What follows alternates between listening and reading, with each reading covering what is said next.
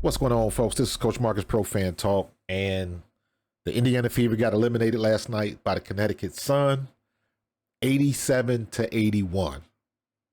Good game, great game. Indiana had their opportunities to take the game, but they couldn't do it. Connecticut Sun hit their shots. Indiana had a couple of good shots at the end of the game, but Kelsey Mitchell could not drop them. They had their opportunities and couldn't take advantage of it. That's it. Congratulations to the Connecticut Sun. But everybody is talking about the comments afterwards. Going back, I don't know, 3-4 weeks, I guess a month or more now, everybody's been talking about Caitlin Clark fans. But what they're really talking about are the trolls. It all started with Kathy Engelbert's comments on CNBC, where she kind of talked around the subject when somebody brought it up, and then people get bent out of shape because of that. And the narrative hasn't changed. You can't do anything about trolls and people on social media. You cannot do anything about that, period. You saw last night in the game, Caitlin Clark gets into it with a fan. She points out to security. Security take the fan out, talk to the guy. They didn't kick him out because I believe the guy came back to his seat. But like I mentioned last night during the live feed, being on a court, you hear everything. So I am quite sure that there is a microphone that probably picked up whatever was said. And when you are on the court, especially in a basketball arena, you pick up a lot of stuff that you don't see on broadcast television. And I guarantee you, that's not the first time Caitlin Clark has heard some stuff that was out of bounds. There's plenty of other players on other teams that have heard some shit from fans in-house that was out of bounds. So for her to stop and address it, it had to be above and beyond. That's what you can do when somebody goes over the line in your arena, in your presence. You got security. There's been plenty of situations in the NBA. Everybody remembers what happened with Shannon Sharp and Ja Morant. That was something that happened on the court, so it could be addressed on the court. But there is absolutely nothing you can do when you're talking about trolls leaving nasty comments on social media. You can't deal with the racism and the disrespectful comments. It comes with the territory, especially when you're on social media. Alyssa Thomas was asked about it, and here's what her comments. Listen to what she says. Honestly, it's been a lot of nonsense. I think in my 11-year career, I've never experienced A lot of nonsense, but you deal with it. Comments from the Indiana Fever fan base. We had her face on a serious matter that happened in this world, and it's unacceptable, honestly. And now, when she's talking about Dejanay Carrington, her face on a serious matter, what I believe is it might have been the same situation that happened way back when Angel Reese was still at LSU. Some people taking images of Dejanay and stuff like that and doing stuff with AI. But that's the landscape you living in right now. And it's still coming from the same place, social media. So very hard to pinpoint who it's coming from, who put it out. All you know is it's out there. But there's not really much you can do. There's no place for it, and we've been professional throughout the whole entire thing, but I've never been called the things that I've been called on social media, and there's no place for it. And now, I don't disagree. But again, my question is, what are you going to do about it? And you knew this was an issue months ago. And all of a sudden now, did it just come to a head now? Let's get some receipts. And I'll use Alyssa Thomas because she was catching it a little bit when she did the hard foul on Angel Reese. A lot of people were outraged about that, and I am pretty sure that she probably got some disrespectful and some nasty comments about that. How she plays rough, things of that nature. This is not in a bubble. This has been happening all year. This has been happening for years. But just to keep it a bean, look at this. What about the death threats? You got NBA stars family. Al Horford's sister gets death threats because she said something bad about LeBron James. So it's LeBron James fans. Or it's trolls that put a LeBron James profile picture up. They can do anything. People online can make themselves look like anything, be anything. You don't know if it's a Caitlin Clark fan, LeBron fan, Michael Jordan fan. You don't know what kind of fan it is. It's somebody on the other end of the keyboard that can make themselves look like anybody. Jeff Teague gets death threats because of something that happened with LeBron. Now, mind you, this is 2016.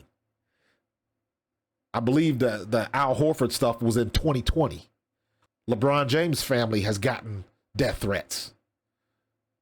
Danny Green and his fiance, who plays for the Lakers, got death threats because he missed a shot.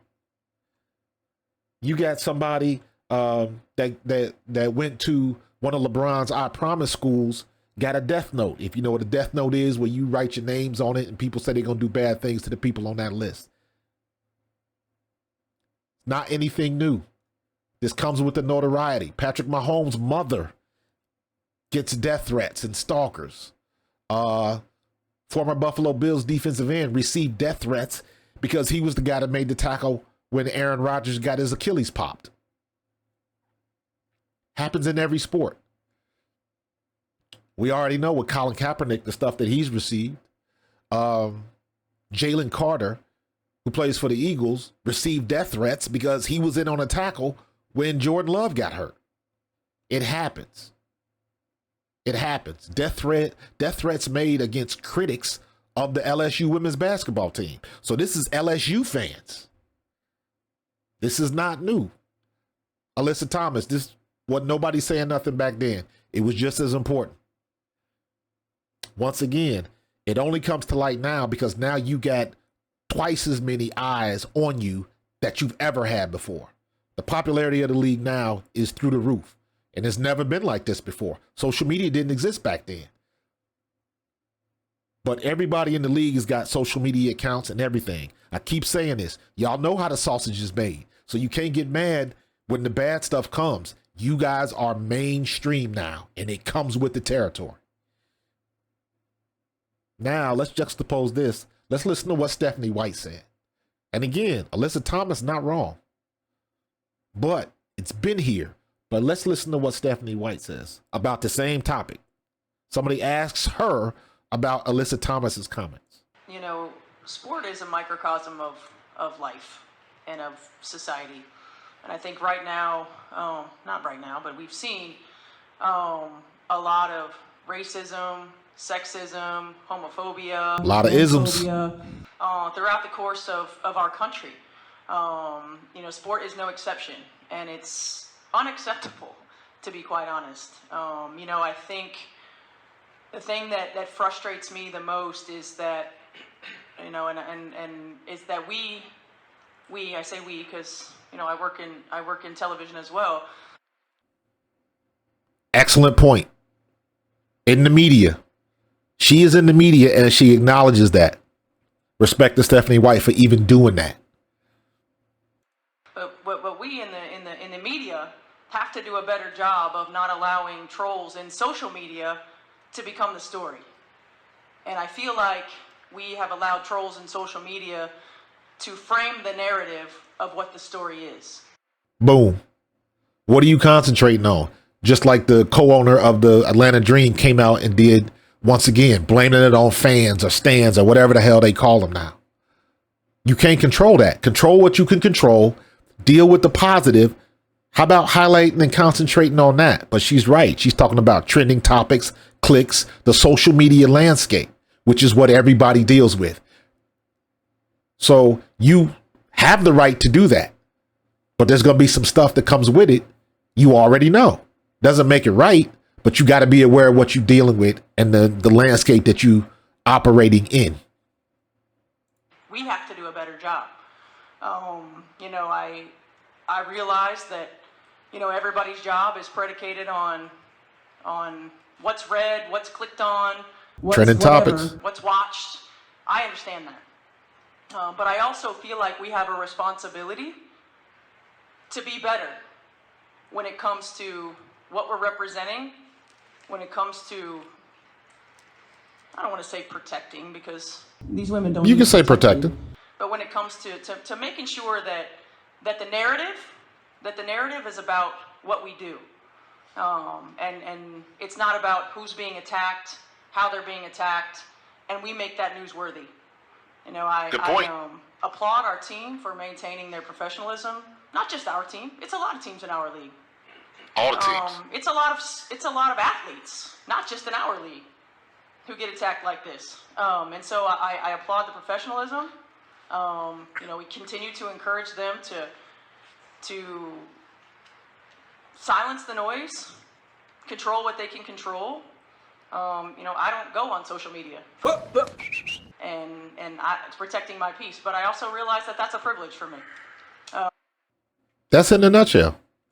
If you're receiving all of this negative stuff, and whether it's right or wrong, bad or good, is not up for debate. That is not the issue here. The issue here is this has been going on for decades. For decades. Now you got a new avenue because of social media. Social media is a choice. TikTok, Facebook, Instagram, Threads, IG Live, whatever you dealing with, it is a choice. The greatest invention known to man is the on-off switch. You can use it. You don't have to go on it. You don't have to partake. But now's where you get the ego in the way, because the ego that comes with the social media is still that me. I want everybody to see me. I want everybody to see me in the suit. I want everybody to see me on the beach. I want everybody to see me in the private plane. So you got to take some responsibility for what you're putting out there, because you can pull it back. You can close it off. You can have private accounts. Everybody and their mama got a burner account, even the trolls. And once again, we talking about trolls. We're not talking about fans. And that's the one thing Alyssa Thomas and a lot of other people, they never want to make that difference. People that are true fans and people that are trolls that'll just get on social media and just spew out hate and all of that other kind of nonsense. Nonsense was the right word, but the nonsense is not coming from the people that really care about the sport. Everybody that's a Caitlin Clark fan cannot be put under that blanket. I'm a Caitlin Clark fan. I'm not spewing out hate. I like Alyssa Thomas. I like the way she plays. I don't like Diana Taurasi. I think she plays dirty. I respect her game, though. That doesn't mean I hate Diana Taurasi. There's some things that I don't like about what she does. So I say, I respect your game, but I'm going to follow somebody else. That's my choice. So everybody getting it messed up. Stephanie White, I think she got it right. Stay off social media. Is that simple? Stay off social media. Can they do that, though? It's too much riding on it. It's too much money to be made. But again, this is the digital landscape we live in. So if you choose to partake, you got to understand the possibilities of what can come back at you. And you assume that risk. There's no right about it, but you can still actively avoid it. You can still shut off social media. Why does it have to get so bad till you have to shut off social media to save your peace, to save your state of mind? It shouldn't even get to that place. Why can't you just shut it off? Because you cannot control what somebody else does. Period.